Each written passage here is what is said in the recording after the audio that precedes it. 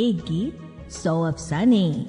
Radio playback India लेकर आता है हर हफ्ते हिंदी फिल्मों के किसी एक गीत से जुड़े कुछ मजेदार किस्से, कुछ रोचक कहानियां। एक गीत 100 अफसाने। Radio playback India. नमस्कार दोस्तों, एक गीत 100 अफसाने की एक और कड़ी के साथ हम फिर हाजिर हैं। आज के अंक के लिए हमने चुना है साल 1976 की फिल्म चितचोर का गीत तू जो मेरे सुर मिला ले। येसुदास और हेमलता की आवाजें, गीत और संगीत रविंद्र जैन के। कैसे जुड़े रविंद्र जैन, येसुदास और हेमलता फिल्म चितचोर से? येसुदास को राजश्री की दहलीज तक पहुंचाने में संगीतकार सलील चौधरी का क्या योगदान था? रविंद्र जैन ने येसुदास की शान में एक बहुत बड़ी बात कह दी थी। वो बात कौन सी थी? रविंद्र जैन संगीतकार बनने से पहले ही हेमलता से 100-150 गीत गवा चुके थे। इसका क्या राज है? प्रस्तुत गीत की रिकॉर्डिंग लाजवाब होने के बावजूद हेमलता दिन भर क्यों रोई? ये सब कुछ आज के इस अंक में। शोध और आलेख सुजॉय चैटर्जी का है, वाचन और प्रस्तुति संज्ञा टंडन की। ताराचंद बड़जात्या द्वारा स्थापित राजश्री प्रोडक्शंस ने फिल्म जगत को एक से एक सुंदर फिल्में दी हैं। आज हम राजश्री की 1976 की फिल्म चितचोर के गीत संगीत से जुड़ी बातें बताने जा रहे हैं। इस फिल्म से पहले राजश्री के बैनर तले 1962 से लेकर 1975 तक जिन उल्लेखनीय फिल्मों का निर्माण हुआ वे हैं आरती, दोस्ती, सूरज, तकदीर, जीवन मृत्यु, उपहार, पिया का घर, सौदागर, हनीमून और गीत गाता चल।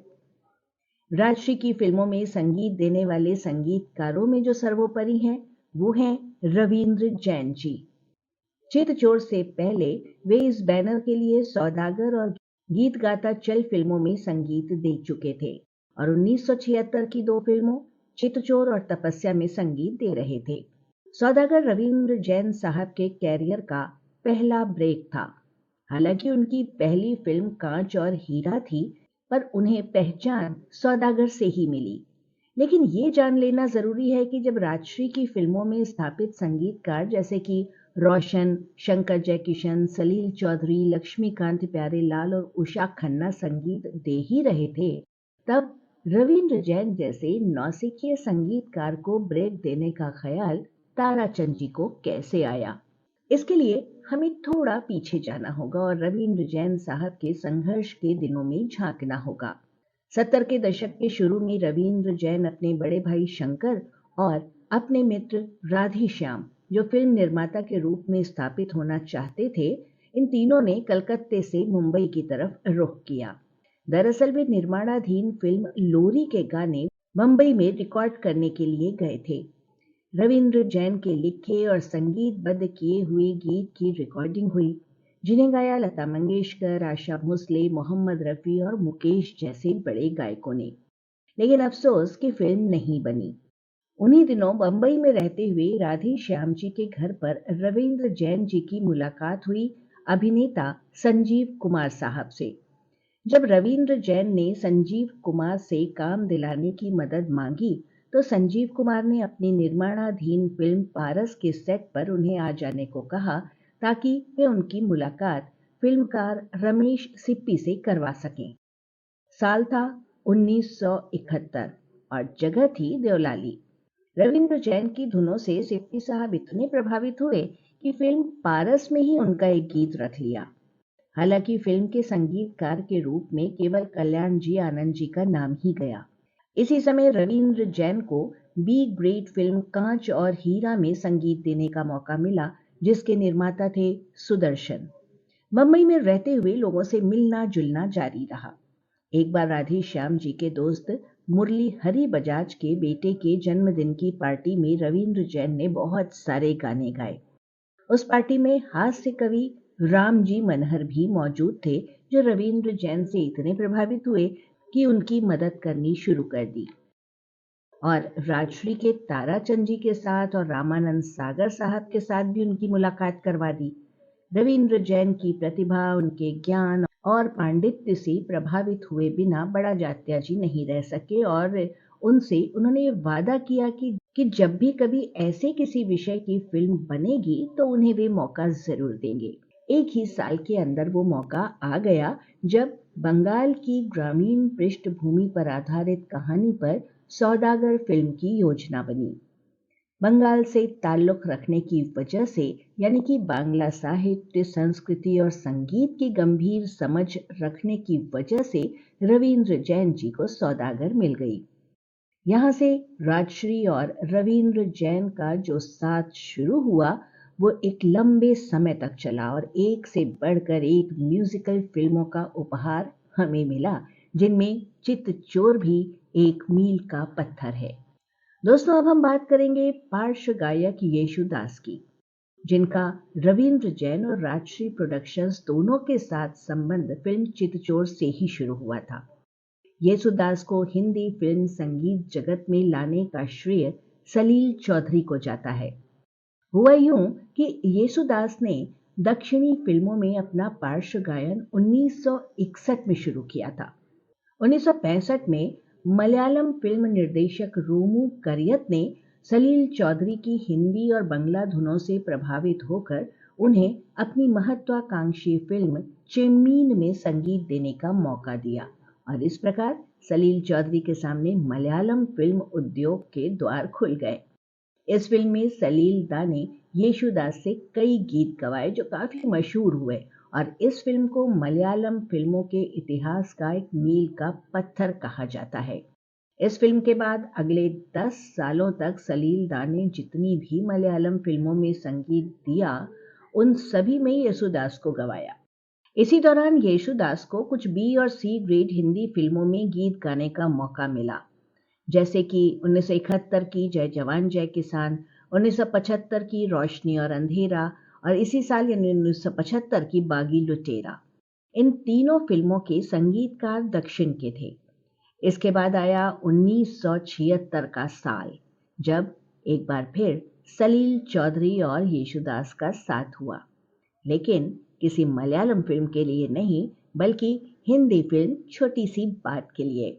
बी.आर. चोपड़ा निर्मित और बासु चटर्जी निर्देशित इस फिल्म में येशुदास ने आशा भोसले के साथ नायक अमोल पालेकर के लिए गीत गाया, जाने मन तेरे दो नयन। और उधर बासु चटर्जी उन्हीं दिनों राजश्री फिल्म चित्तचोर का भी निर्देशन कर रहे थे। लेकिन जब फिल्म चित्तचोर में अमोल पालेकर के पार्श्व गायन के लिए किसी ऐसे गायक की तलाश हुई जिनकी आवाज अमोल पालेकर की नर्म और मृदुभाषी व्यक्तित्व के लिए सटीक हो, तब बासुदा ने रविंद्र जैन साहब को येशुदास से मिलवा दिया। ऑडिशन हुआ और जब पर्दे पर येशुदास की आवाज अमोल पालेकर पर बेहतरीन तरीके से फिट हो गई, तब ताराचंद बरजात्या और रविंद्र जैन दोनों के चेहरे खिल उठे। उन्हें चित्तचोर के विनोद की आवाज मिल गई थी। यहाँ से रविंद्र जैन और येशुदास का जो साथ शुरू हुआ, उस संगम से उत्पन्न हुए एक से एक लाजवाब गीत। भले ही येशुदास को हिंदी फिल्मों में लाने का श्रेय सलील चौधरी को जाता है, पर उन्हें सबसे अधिक गवाने का श्रेय निस्संदेह रविंद्र जैन को जाता है। बरसों बाद एक साक्षात्कार में जब रविंद्र जैन जी से ये पूछा गया कि अगर कुछ समय के लिए उनकी आंखों की रोशनी वापस मिल जाए तो वो किन्हें देखना चाहेंगे, तो उन्होंने जो नाम बताए उनमें एक नाम येशुदास जी का भी था। फिल्म चित्तचोर के लिए गोरी तेरा गांव बड़ा प्यारा गीत के लिए येशुदास को सर्वश्रेष्ठ गायक का राष्ट्रीय पुरस्कार मिला। उस साल का फिल्म फेयर अवार्ड मुकेश को मिला था। कभी कभी मेरे दिल को ख्याल आता है गीत के लिए। फिल्म चित्तचोर में कुल 4 गाने थे। येशुदास की एकल आवाज में 2 गीत, गोरी तेरा गांव बड़ा प्यारा और आज से पहले आज से ज्यादा, और येशुदास और हेमलता की युगल आवाजों में थे 2 गीत, जब दीप जले आना और तू जो मेरे सुर में। तो दोस्तों, ये चारों गीत एक दूसरे से बिल्कुल अलग अलग होते हुए भी इतने सुंदर बने कि कह पाना मुश्किल है कि कौन किससे बेहतर है। तो आज की इस कड़ी के लिए हमने जिस गीत को चुना है उसके चुनने के पीछे कारण बस यही है कि इस गीत की रिकॉर्डिंग से जुड़ा एक यादगार किस्सा है, जिसके बारे में अभी थोड़ी देर बाद हम आपको बताते हैं। उससे पहले पार्श्व गायिका हेमलता की कुछ बातें हो जाए। फिल्म चिच्चोर हेमलता का भी पहला बड़ा ब्रेक था। हालांकि वो इससे पहले रविंद्र जैन के निर्देशन में बनी फिल्म फकीरा का शीर्षक गीत गा चुकी थी और कुछ अन्य संगीतकारों के गीतों में बच्चों की आवाज भी बनी थी। 1969 की फिल्म विश्वास में कल्याण जी आनंद जी के संगीत में मुकेश के साथ ले चल मेरे जीवन साथी काफी हिट हुआ था, लेकिन हेमलता को इससे खास फायदा नहीं हुआ था। हेमलता और रविंद्र जैन का साथ किस तरह शुरू हुआ, इस बारे में हेमलता जी ने विविध भारती के एक साक्षात्कार में विस्तारित रूप से कुछ यूं बताया था। दद्दू मेरे बाबा के शिष्य हुआ करते थे कलकत्ता से। उनके क्लास के बाद वो मुझसे अपने गाने गवाया करते थे और वो मुझे हर गीत के लिए 1 रुपया देते थे। पहले 50 पैसे रेट था, फिर मैंने रेट बढ़ा दिया। बर्फ के गोले महंगे हो गए थे ना। वो सिखाते थे मुझे अपनी बंदिश। जब बंबई में जाकर मुझे लोगों को अपनी आवाज सुनानी पड़ती थी तो मैं उन्हीं के ये सब गाने गाती थी। यूं तो मुझे फिल्मों के गाने सब याद रहते थे, रफी साहब के, मुकेश साहब के और लता जी के गानों का तो कोई हिसाब ही नहीं था, लेकिन मैं ऑडिशन के लिए दद्दू के ही गाने गाती थी। दद्दू इस इंडस्ट्री में 70 के दशक के शुरू में आए। तब तक 100-150 गाने उनके में गा चुकी थी। तो दोस्तों, सुना आपने कि हेमलता और उनके दद्दू यानी कि रविंद्र जैन का बहुत पहले से ही साथ रहा है। इसलिए जब फिल्म चिच्चोर में जरीना वहाब के किरदार के लिए एक नई गायिका की आवाज की बात हुई, तब रविंद्र जैन साहब ने अपनी गुरुपुत्री हेमलता की आवाज ही चुनी। अब आते हैं तू जो मेरे सुर में सुर मिला ले गीत पर। इस गीत के लिए हेमलता को उस साल सर्वश्रेष्ठ पार्श्व गायिका का फिल्म फेयर पुरस्कार प्राप्त हुआ था। उनके गाए फिल्म के दोनों गीत विशुद्ध शास्त्रीय संगीत आधारित होने के बावजूद जनसाधारण में बेहद लोकप्रिय हुए। जब दीप जले आना गीत अगर राग यमन पर आधारित था, तो तू जो मेरे सुर में आधारित था राग पीलू पर।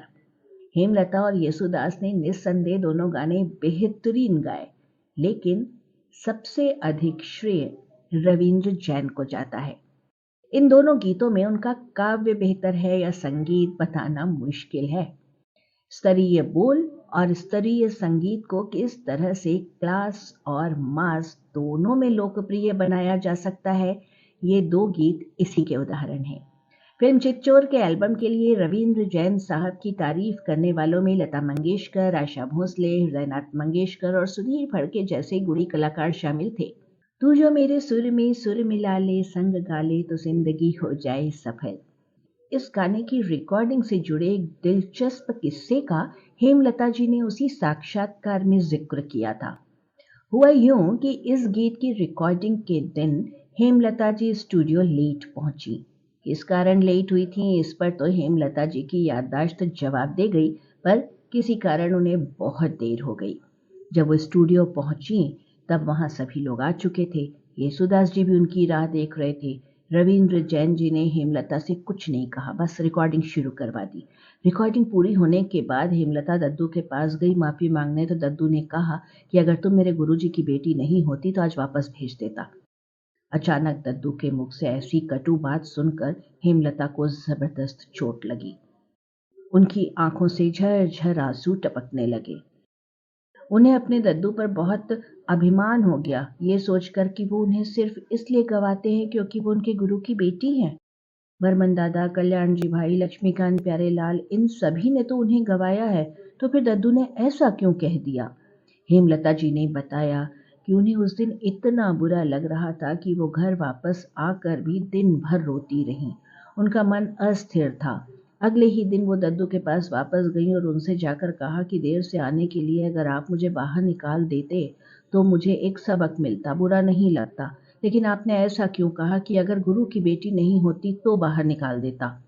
दद्दू यानी रविंद्र जैन साहब का गुस्सा तो कब का उतर चुका था।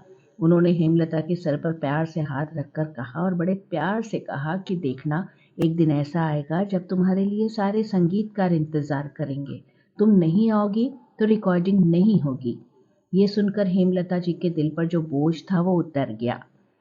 चितचोर के बाद बरसों तक रविंद्र जैन ने हेमलता से एक नायाब गाने गवाए।